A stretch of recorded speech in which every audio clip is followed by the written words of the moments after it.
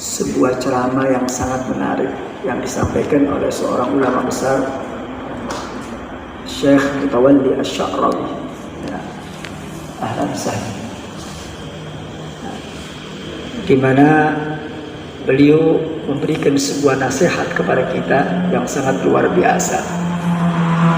Yang mana nasihat ini mengajarkan sebuah keyakinan kita kepada Allah Subhanahu wa Ta'ala.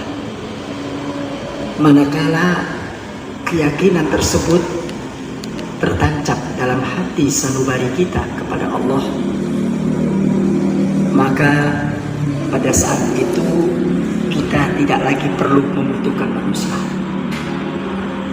Manakala kita kenal kepada Allah, manakala kita mempunyai keyakinan yang sangat mantap kepada Allah, maka makhluk tidak punya peran dalam kehidupan kita. Kita akan kembalikan semuanya itu kepada Allah Subhanahu wa Ta'ala. Sehingga di dalam satu ceramahnya beliau katakan, la ahadun arham bika min rabbika. Tidak ada seseorang pun yang mencintai kalian melebihi cintanya Allah kepada kalian. Perhatikan, tidak ada seseorang pun yang bisa mencintai kalian melebihi daripada cintanya Allah kepada kalian. Manakala kita sudah mempunyai keyakinan bahwa Allah Subhanahu wa Ta'ala yang cinta dan kasihnya tidak pernah dibatasi, begitu luas, tidak ada kasih dan cinta seluas daripada cinta dan kasihnya Allah yang diberikan kepada umatnya, yang diberikan kepada hambanya. Oleh karena itu, manakala kita ingin mendapatkan kecintaan Allah, maka jangan tinggalkan kecintaan kita kepada Allah. Jadi kalau kita ingin mendapatkan predikat orang yang dicintai oleh Allah, maka belajarlah kita untuk mencintai Allah. Sebab dari situlah nanti akan lahir cintanya Allah.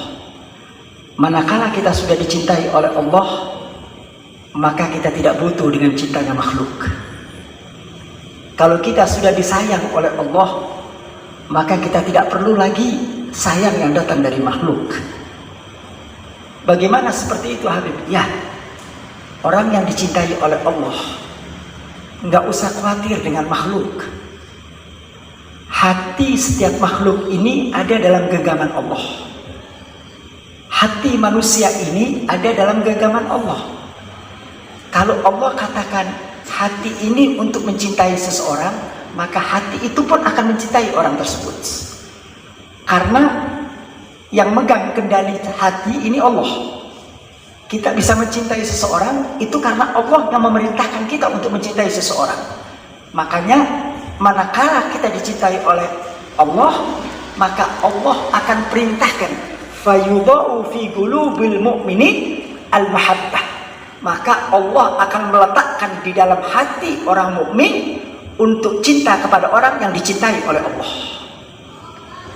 Jadi jangan takut tidak dicintai oleh makhluk.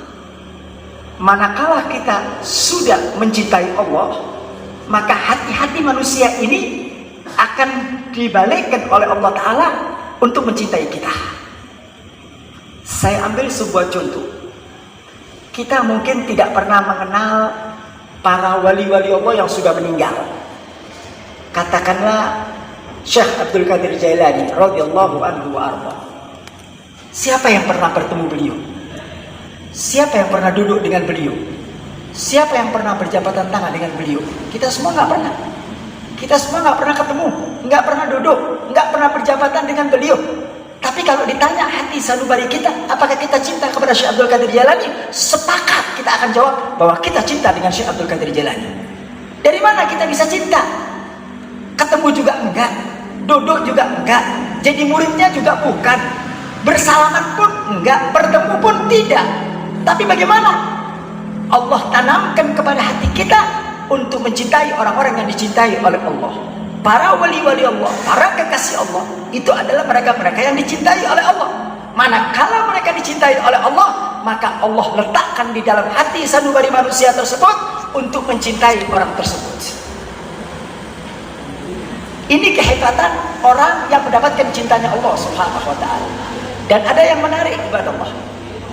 Orang yang cinta kepada Allah, dia akan mendapatkan halawah, mendapatkan manisnya mahabbah.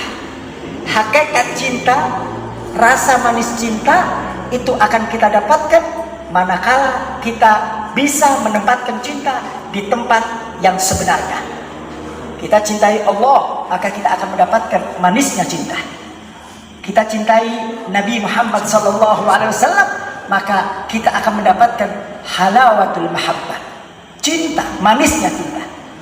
Tapi beda manakala kita mencintai selain daripada Allah dan Nabi, maka di situ ada rasa sakit ibadah Allah. Kullu hub lahu aujaihi, kata ulama. Setiap cinta pasti menyakitkan. Cinta itu menyakitkan. Cinta itu duri. Cinta itu menjadikan kita tersiksa. Kalau kita tidak mampu meletakkan cinta itu pada tempatnya, maka cinta itu akan menyakiti kita punya diri. Kalau kita salah di dalam menempatkan cinta, karena cinta ini sesuatu yang suci, sesuatu yang bagus, sesuatu yang murni. Manakala kita salah dalam menempatkan cinta, bersiap-siaplah kalian akan dibakar dengan cinta tersebut. Bersiap-siaplah kalian akan sakit dengan rasa cinta tersebut. Berapa banyak? Manakala dia letakkan cinta kepada dunia, maka mau atau tidak mau dia akan diperbudak oleh dunia. Mau atau tidak mau, suka atau tidak suka, orang yang mendewakan dunia, mencintai dunia, menjadikan tujuan hidup adalah dunia, maka bersiap-siaplah kalian akan sakit dengan dunia. Kalian akan dihinakan oleh dunia. Kalian akan diperbudak oleh dunia. Manakala kalian cinta dengan jabatan dan kedudukan, bersiap-siaplah kalian bakal dikecewakan dengan kedudukan tersebut. Kalian mencintai manusia saja, kalau bukan cintanya karena Allah, kalau bukan mahabbahnya karena Allah, siap-siaplah kalian bakal kecewa.